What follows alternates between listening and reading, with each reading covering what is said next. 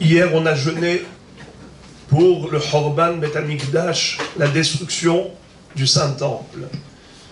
Mais il faut le savoir que durant toute l'année, notre simcha n'est pas complète, elle n'est pas parfaite, tant que Akadosh Baruch Hu n'a pas encore reconstruit ce Bet Hamikdash.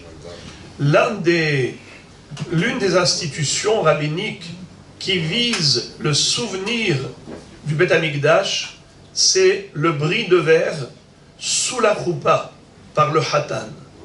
Le Hatan casse un verre de vin en l'écrasant de son pied, c'est comme ça qu'est le minhag aujourd'hui. De cette manière, on rappelle qu'il y a quelque chose qui est brisé dans notre cœur.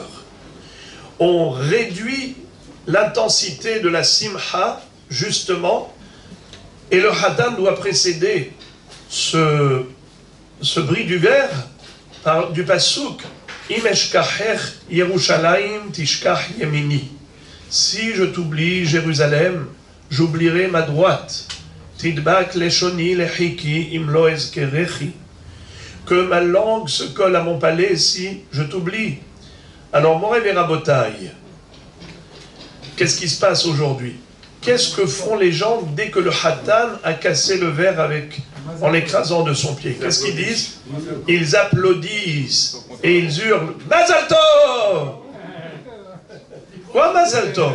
Mazal Tov que le Bet Hamikdash a été détruit? Les gens n'ont rien compris.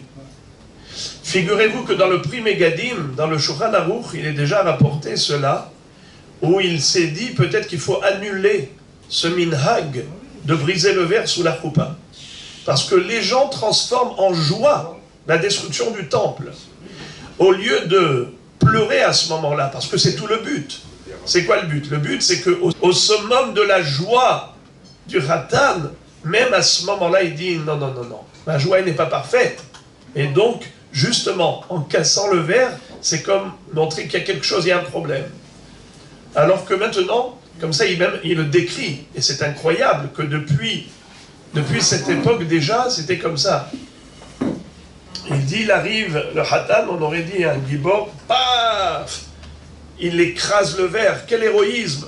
Il est très fort, physiquement, paf, et tout le monde hurle et applaudit, waouh! Mazé, qui n'a pas marqué un but dans le goal.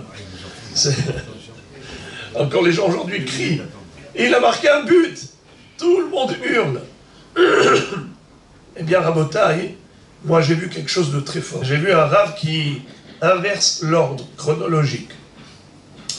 Avant les Shema Brachot, juste après la Ketouba, eh bien, à ce moment-là, il fait le Imeshkacher Yerushalayim. À ce moment-là, il fait casser le verre.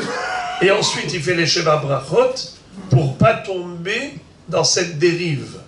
Pour ne pas arriver à cette aberration de transformer la tristesse en joie. Parce que justement, c'est pour atténuer un petit peu la simra et de dire, Yerushalayim, on ne t'oubliera jamais. Tu es au sommet et la couronne de nos smahot.